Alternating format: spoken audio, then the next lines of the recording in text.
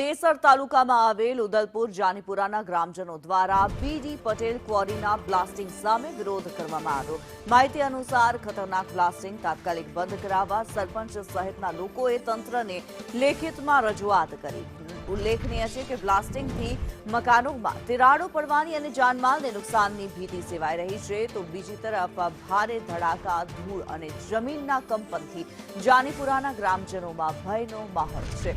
વારંવાર બીડી પટેલ ક્વોરીના બ્લાસ્ટિંગથી પાણીની ટાંકી, શાળા અને રહેણાંક મકાનોની સુરક્ષા અંગે ચિંતા વ્યક્ત કરાઈ। આ મુદ્દે એટીઆર સહિત તમામ મંજૂરીઓની તપાસ કરવાની માંગ ઉઠી છે।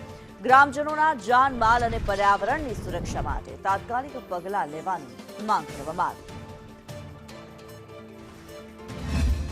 બ્લાસ્ટિંગને અટકાવવા માટે અહીંયા આવેદનપત્ર મામલતદારશ્રીને અમે આપ્યું છે કે વહેલી તકે આ જે મોટા બ્લાસ્ટિંગ વેગનોથી થાય છે અટકાવવા માટે મામલતદારશ્રીને આવેદનપત્ર આપ્યું છે। એ ઘરોથી 500 મીટર દૂર સ્કૂલ આવેલી છે, પાણીની ટાંકી આવેલી છે, એક હોસ્પિટલ આવેલું છે। તો આ બધા જે હોસ્પિટલમાં નાના છોકરાઓ આવે છે, સ્કૂલમાં નાના છોકરાઓ આવે છે અને પાણીની ટાંકી પડવાનો બહુ મોટો ભય છે। ક્વોરીના જે સંચાલકો છે ત્યાં આવ્યા તો એમનું ધ્યાન દોર્યું કે ભાઈ આ તમે આટલું મોટું બ્લાસ્ટિંગ કેમ કરો છો।